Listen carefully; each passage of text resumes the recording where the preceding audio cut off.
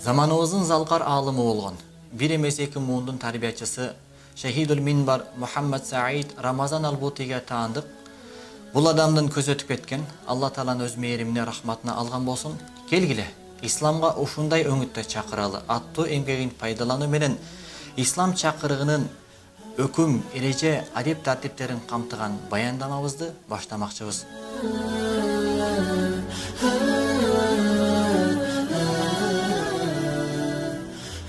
Бисмиллахир-рахманир-рахим. Алхамдулилlah. Ассалату вассаламу аля расулихи Мухаммад ва аля алихи ва сахбихи аджмаин. Амма ба'д. Урматтуу азиз, дини үчүн күйгөн, элдин бактысы үчүн ынтызар болгон момун мусулман бир туугандарым. Бузукулук туш тараптан күчөп, өтө жогорку деңгээлге жетип, аябай жеткиликтүү болуп, кудум эле адамдын ыктыярын тартып ала турчудай сыйкыр гипнозго ээ болуп, ал эми дин бузарлар, кара өзгөй адамдар, койнунда котур ташын каткан душмандар ислам ааламына багыттап турганда, өзгөчө акыйкаттуу ислам имараттарына чейин жете келип, алоолонуп, жанып, аны айма бичиде болуп турганда, бир гана аалымдар, имамдар, дин кызматкерлери эле эмес, эли үчүн, жери үчүн күйгөн, ыкластуу ар бир момун мусулманга ошол бузукулукту жоюп, өзүнүн иманын сактап, башка бир туугандарынын иманын сакталуусуна себепкер болуусу үчүн жамандыктан кайтарып жакшылыкка чакыруу заманыбыздын курчуган талабы.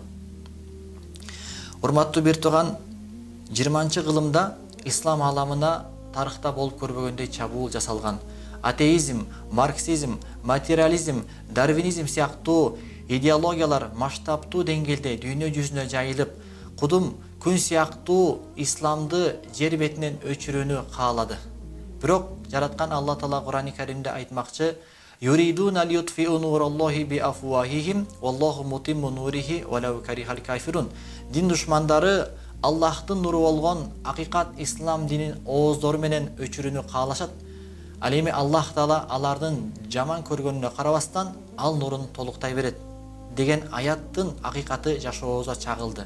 Демек, динсиздер бул тараптан үмүттөрү үзүлүп, бул жааттагы эшиктер жабылганда, бузукулуктун эшиги аркылуу баягы эреже бар. Исламга келгенде бардык үммөттөр, бардык улуттар бир улут сыяктуу болуп калат деген эреже менен жапатырмак бардыгы исламга каршы чабуул жасап, өзгөчө биздин жаркын келечегибиз болгон баяу сезим жаштарыбыз ага кириптир болуп турганда, сиз менен биздин жөн жатканыбыз бул дини үчүн күйгөн ыкластуу момун мусулмандын ахлагына туура келбеген көрүнүш. Ошондуктан урматтуу бир туугандар, исламга чакыруунун зарылчылыгы күчөдү, маанилүүлүгү дагы артты. Ошол эле мезгилде бул исламга чакыруучуга карата коюлган талаптар дагы көбөйдү.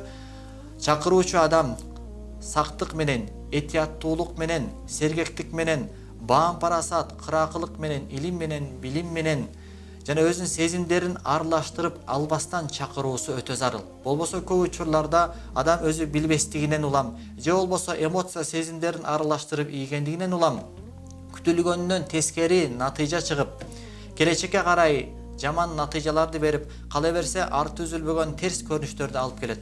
Ошондуктан ислам чакырыгынын майда чүйдө эрежелерин камтыган, өкүм тартиптерин камтыган китепти жазып, коомчулукка жеткизүү заманыбыздын талабы эле. Бирок убакыт шашылат, заман шашылат. Андай китеп бышылып жетип коомчулукка жеткенче биздин мойнубузга жүктөлгөн иш бизди шаштырат. Ошентсе дагы автор келгиле исламга ушундай өңүттө чакыралы аттуу эмгегин жазып үлгүрдү.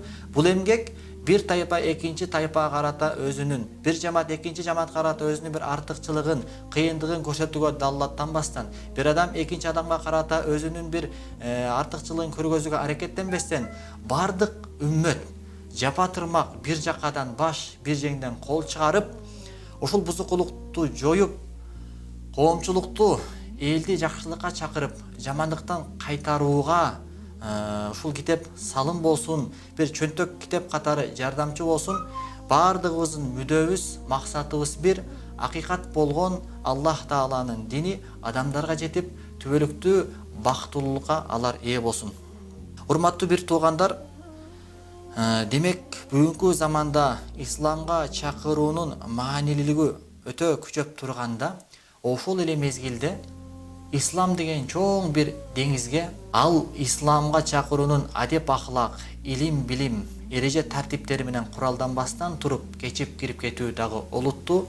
Ошондуктан автор сиз менен бизге жардам катары мына ушул эмгегинде Аллага чакыруунун, исламга чакыруунун эреже тартиптерин Куран хадистин негизинде эң бир сонун үлгүдө жазып калтырып кеткен. Эмки санда Кудай буюрса, ирети менен катары менен ушул китепти түшүндүрүп, аягына чейин жеткирүүнүн аракетин көздөйбүз. Көрүшкөнчө аманчылыкта болуңуз. Ассаламу алейкум ва рахматуллахи ва баракатух.